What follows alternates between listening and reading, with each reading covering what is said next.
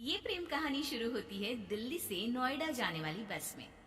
जिस बस में सवारी कर रहा होता है पराग और उस बस की कंडक्टर होती है अनुराधा। ओके, टिकट दिखाओ, टिकट टिकट। चाचा का प्लेन नहीं चल रहा है यहाँ तेरा, जिसमें फ्री में सवारी कर रहा है। हिसाब देना होता है हम लोगों को सरकार को। निकाल पैसे, चल। पराग दूर से अनुराधा को देखता है। अरे यार, कितनी धाकड़ लड़की है। मजाल है कोई कुछ बोल दे। कितनी समझदार और कितनी कॉन्फिडेंट। आज से मैं तो इसी बस में घर जाया करूंगा। अब क्या था, भले पराग को घर जाने के लिए 10 बस छोड़नी पड़े, भले 20 किलोमीटर की यात्रा खड़े होकर पूरी करनी पड़े, लेकिन आने जाने का सिलसिला वो अनु की बस पर ही करता।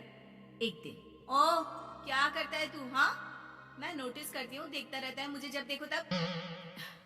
हाँ, वो मैं तुम्हें पसंद करता हूँ और शादी भी तुम्ही से करूंगा। हैं? वाह जी वाह, तू ना कोई प्रधानमंत्री हो गया कि आज से 500 की नोट बंद और नोट बंद।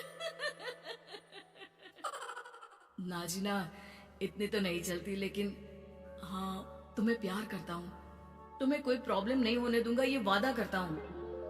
हाय देखिए अपनी, मेरे लिए कोई ऐसा लड़का चाहिए जो मेरी तरह लंबा चौड़ा हो। अरे जोड़ी भी तभी अच्छी लगती है। जरूरी नहीं है, जो आपको खुश रखे, आपकी इमोशंस को समझे और आपसे बहुत सारा प्यार करे, जोड़ी तो उसी के साथ अच्छी लगती है। फिर क्या था, हीरोइन को हीरो से प्यार हो जाता है और दोनों शादी कर लेते हैं। शादी के बाद देख, अब तो इस घर की बहू है। अगर समझ गई है तो ये कंडक्टर वाली ड्रेस पहनकर घर से निकलने की जरूरत नहीं है। पराग अच्छा कमाता है तो तेरी नौकरी की भी जरूरत नहीं है हम लोगों को। अरे कैसी बात कर रही है माँ जी? यूँ कोई सरकारी नौकरी छोड़ता है क्या? और जब मेरी नौकरी लगी थी, मेरी अम्मा कितनी खुश हुई थी पता है? मैं तो नौकरी करूंगी। अरे नौकरी करेगी तो डंडे से मारूंगी, और हाँ, जो निकली घर से बाहर ना, तो हाथ पैर तोड़ दूंगी और घर से बाहर निकाल दूंगी, देख लेना।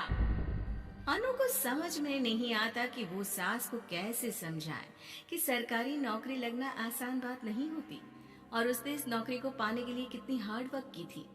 रात को अनु पराग से बात करती है। देखो पराग, मैं नौकरी करना चाहती हूँ।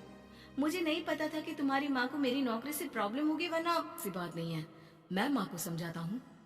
अगले रोज, देखो माँ, महंगाई का जमाना है और मेरी प्राइवेट नौकरी है। आज है कल का पता नहीं। वैसे भी अनु की सैलरी मेरी सैलरी के बराबर है। अगर ये भी नौकरी करेगी तो हम लोगों को जिंदगी जीने में आसान हो जाएगी ना। सास को बेटी की बात समझ में आती है और वो अनु की नौकरी के लिए मान जाती है। अगले रोज, बेटा, बहू, तुम लोगों को लेकर मुझे कुल देवी के दर्शन के लिए जाना है, तो रविवार को दोनों सुबह ही तैयार हो जाना।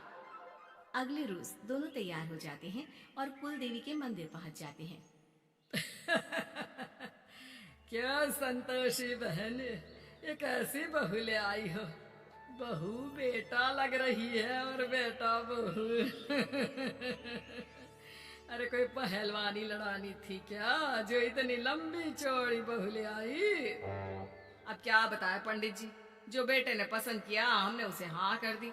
अब बेटा जाने और उसका परिवार, और ये तो बस कंडक्टर की नौकरी करती है इंटरस्टेट। और सच्ची, वाह वाह वाह, यह तो बड़ी बात है संतोषी। तुम तो किस्मत वाली निकली जो सरकारी नौकरी की बहू ले आई। यह तो वही बात हो गई कि घी के लड्डू का कोई शेप थोड़ी ना देखता है तो घी का लड्डू ही। सास को बहू की तारीफ सुनकर बिल्कुल अच्छा नहीं लगता। वो जल्दी से पूजा पाठ करवा कर उन लोगों को घर ले आती है। एक रोज, संतोषी बहन, तुम लोगों का घर बड़ा अजीब सा लगता है। भाई साहब बहन जी, और बहन जी भाई साहब जैसी। अरे बस किया कर, सरकारी नौकरी देखी तो हाँ बोल दिया, और इतना भी क्या, पैसे की चिंता। चलती हूँ, खाना बनाना है। क्यों, बहू नहीं बनाती क्या खाना? अरे नहीं, वो तो नौकरी करने जाती है ना, तो उसके आने से पहले खाना बना देना पड़ता है, वरना पता है ना आजकल की लड़कियों की जबान कितनी लंबी होती है। तेरी बहू की तो कुर्सी तोड़ने वाली नौकरी है। यहाँ बैठती है जैसे उठकर ऑफिस में बैठ जाती है, फिर क्यों थक जाती है कि खाना भी नहीं बना पाती। मेरी बहू भले कंडक्टर है, लंबी चौड़ी, लेकिन बता रही हूँ सारा दिन सवारी से मत्था पच्ची करती है। लेकिन मजाल है, शादी के बाद एक दिन भी मुझे किचन में जाने दिया हो ना जी ना। दोनों पड़ोसन वहां से चली जाती है। सास बाजार जाती है और एक ट्रेड मशीन ले आती है। अरे माँ जी, इस उम्र में आप घर पर जिम खोलेंगी?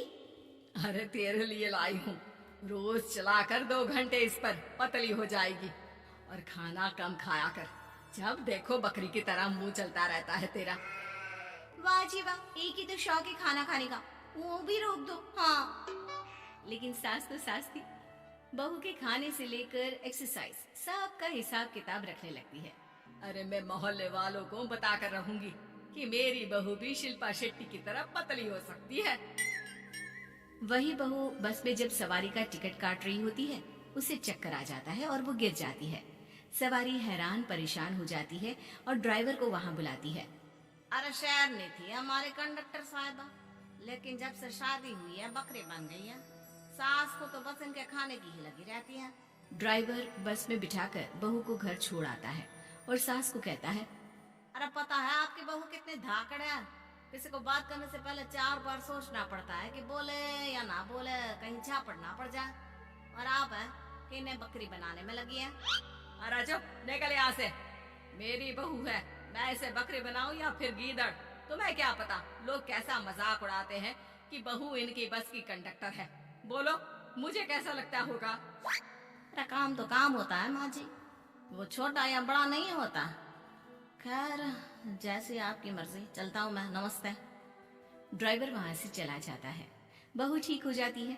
एक बार आधी रात को कोई संतोषी का दरवाजा खटखटाता है। अरे इतनी रात में कौन आ गया?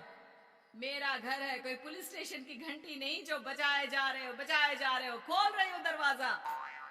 जैसे ही दरवाजा खुलता है, सामने वही पड़ोसन खड़ी होती है जो अनु की कुछ दिन पहले बुराई कर रही थी। मेरी बहू के पेट में दर्द हो रहा है, उसे जल्दी अस्पताल पहुंचाना जरूरी है। हाँ तो पहुंचाओ, और जल्दी लड्डू के साथ खुशखबरी भी सुना देना। हाँ, काहे हमारा दरवाजा पीट रही हो? अरे सुनो तो, अपनी बहू से कहो ना कि सरकारी बस को थोड़ी देर के लिए दरवाजे बुला ले। क्या है ना, कोई साधन नहीं है अस्पताल ले जाने के लिए। सास अनु को कहती है और अनु बस को बुलाकर पड़ोस वालों की मदद करती है, जिसके बाद पूरे मोहल्ले में अनु की तारीफ होने लगती है। सच में लंबी चौड़ी बहू के साथ साथ लंबा चौड़ा दिल भी है बहू का।